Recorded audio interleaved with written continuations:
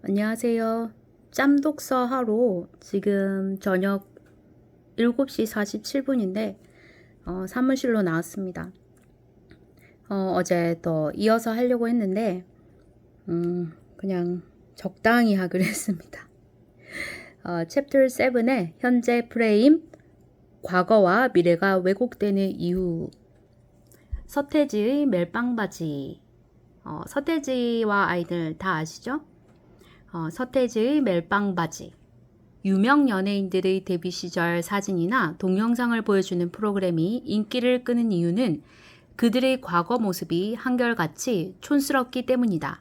서태지와 아이들이 1990년대 초에 유행시켰던 벙거지 모자와 멜빵 바지는 지금 보면 촌스러워 봐주기 민망할 정도다. 가수 전용록의 트레이드 마크였던 커다란 잠자리태 안경은 또 어떤가? 그러나 장담하건대 그 시절의 서태지나 전용록은 결코 자신의 스타일이 촌스럽다고 생각하지 않았을 것이다. 현재의 우리 모습을 10년 후쯤 사진이나 동영상으로 보게 된다면 우리 역시 한없이 촌스러운 지금의 모습에 웃고 말 것이다. 현재의 프레임으로 보는 과거의 모습은 늘 촌스러울 따름이다. 그러나 지금 우리는 10년 후에 스스로 자신을 얼마나 촌스럽게 여길지 상상하면서 킬킬대거나 주눅들지 않는다. 이런 현상이 패션에만 국한되는 것은 아니다. 우리는 옛날 사람들의 관습이나 제도를 보면서 야만적이고 미개하다고 생각하지만 그건 현재의 기준으로 과거의 패션을 평하면서 촌스럽다고 느끼는 것과 같은 이치다. 현재 우리의 관습과 제도 역시 미래의 후손들에게는 미개하다고 평가받을 수 있다는 점을 인정한다면 과거의 선조들에 대한 평가는 지금보다 훨씬 더 관대해져야 할 것이다. 과거에 대한 평가에서 가장 놀라운 점은 10년 전 자신의 지적 수준을 회상하면서는 부끄러워하거나 민망해하지 않는다는 사실이다. 아마도 그때나 지금이나 지적 수준에 별 차이가 없기 때문일 것이다. 우리는 시대에 따라 변하는 유행에 뒤지지 않는 외모를 갖추려고 노력하면서도 그 시대에 맞는 지성을 갖추려는 노력에는 인색하다. 진정으로 지혜로운 사람이 되기를 원한다면 10년 전의 촌스러운 외모를 보며 부끄러워하기보다는 10년 전의 지적 수준을 떠올리며 그때보다 성장했다는 뿌듯함을 경험하는데 주력해야 할 것이다. 좋은 얘기죠. 계획표의 함정. 캐나다 워툴루 대학교 연구팀은 37명의 4학년생들에게 자신의 학부 졸업 논문을 작성하는데 며칠이나 소요될지 예측하게 하였다. 평균 대답은 33.9일이었다. 약간 한 달, 그죠? 정도죠? 이들 중 자신이 예측한 시간 내에 논문을 제출한 사람은 겨우 30%에 불과했다. 실제로 논문을 제출하는 데 걸린 시간은 평균 55.5일이었다. 현재 프레임은 과거에 대한 회상뿐 아니라 미래에 대한 예측 과정에도 막강한 힘을 발휘한다. 그 이유는 현재에 존재하지 않는 것들이 미래에는 존재할 것이라고 상상하기 어렵고 현재 존재하는 것들이 미래에는 존재하지 않을 것이라고 상상하기도 어렵기 때문이다. 그래서 미래에 대한 상상도 현재 관점에서 크게 벗어나지 못하는 것이다. 초등학교 시절 방학과 동시에 어김없이 만들었던 것이 바로 동그라미 계획표다. 지금 생각하면 웃음이 날 정도로 비현실적인 계획표였지만 그 계획표를 짜는 순간만큼은 사뭇 진지했고 뭐든지 할 수 있을 것 같은 기대에 부풀었던 기억이 난다. 오, 계획표 짜면서 참 긍정적이셨군요. 저는 그 계획표 짤 때 진지하긴 하죠.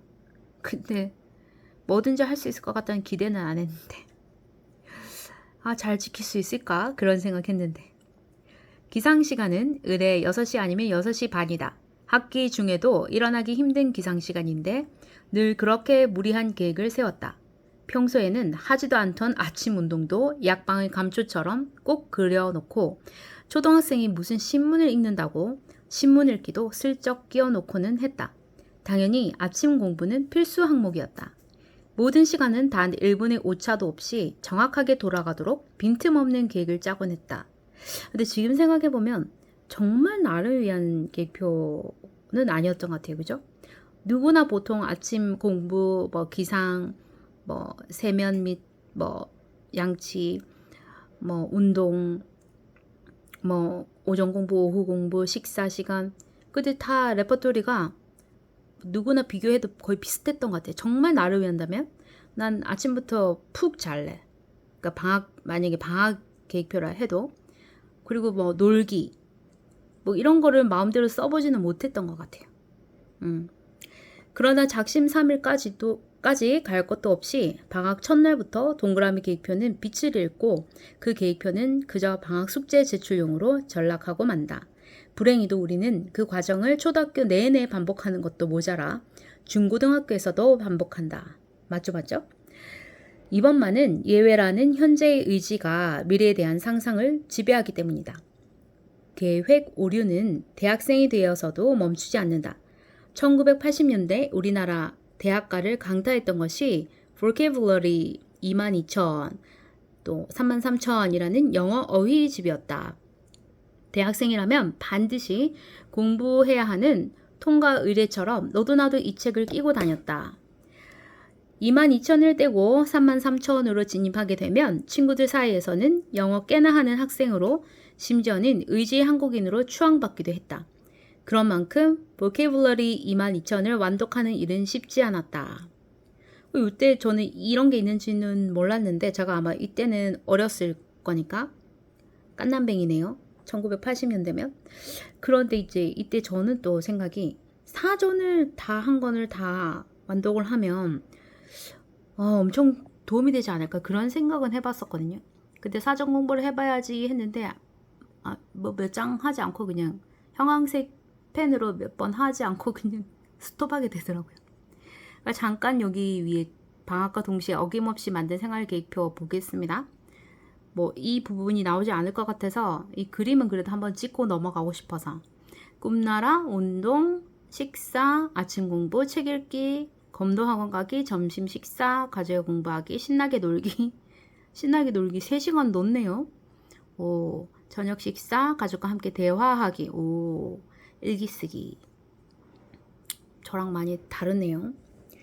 자, 그런 만큼 vocabulary 22,000을 완독하는 일은 쉽지 않았다. 저자를 비롯하여 당시 대학생들은 방학만 돌아오면 초등학교 시절에 그랬던 것처럼 의욕과 희망이 넘쳐 vocabulary 22,000을 완독하기 위해 전의를 불태우곤 했는데, 거의 예외 없이 다음과 같은 심리 과정을 거쳤다. 궁금하네요. 저도 공감할 것 같은데. 우선 vocabulary 22,000을 사서 책의 페이지 수를 센다. 그리고 방학 일수로 나눈다. 그러면 하루에 공부해야 할 페이지 수가 나온다. 얼굴에 회심의 미소가 떠오른다. 하루에 겨우 2-3페이지. 그까짓 것. 그런데 웬걸 시간은 훌쩍 건너뛰어 방학한 지 일주일이 지난다. 그렇죠. 시간이 너무 잘 가죠. 그래도 아직은 여유가 있다. 일주일이 지난 시점부터 또다시 페이지 수를 세고 남은 일수도 나누고 여전히 몇 장 안 되는 하루 분량에 안도한다. 며칠 그렇게 실천하지만 점점 계획했던 분량에서 멀어지고 어느새 방학은 허무하게 끝나고 만다. 다음 방학이 돌아오면 이번만은 꼭 해내고 말 거야 라며 다시 도전하지만 여전히 지난번 방학 때와 똑같은 과정을 되풀이하다 어느새 대학 문을 나선다. 그래서 vocabulary 22,000은 지금까지도 많은 40-50대들에게 아쉬움으로 남아있다. 한번 물어봐야 되겠네요. 그 아는지. 저는 모르는데. 이 모든 상황은 의지의 부족이라기보다는 애초부터 미래에 대한 우리의 계획이 현재의 의지에 지나치게 영향을 받기 때문이다. 현재의 의지에만 집착하여 미래 계획을 세우다 보면 관심이 자기 내면으로만 집중하게 된다. 불타는 의지, 각오, 과거의 실수에 대한 깨달음, 이번만은 다를 것이라는 자기 확신 등을 보면서 현재의 의지가 미래에도 그대로 유지될 것이라고 확신한다. 동시에 현재 존재하지 않는 것은 미래에도 존재하지 않을 것이라고 단정 지어버린다. 그래서 몸살, 여행, 친척의 죽음, 장마, 블록버스터, 영화의 개봉, 이성친구와의 갈등 등 우리의 의지대로 실천할 수 없게 방해하는 예기치 못한 일들은 미래에 대한 상상 속에 존재한다. 존재하지 않는다. 마치 자동차를 타고 터널 속으로 들어가면 터널 앞만 보이고 터널 밖은 보이지 않는 터널 비전 현상과 같은 원리다.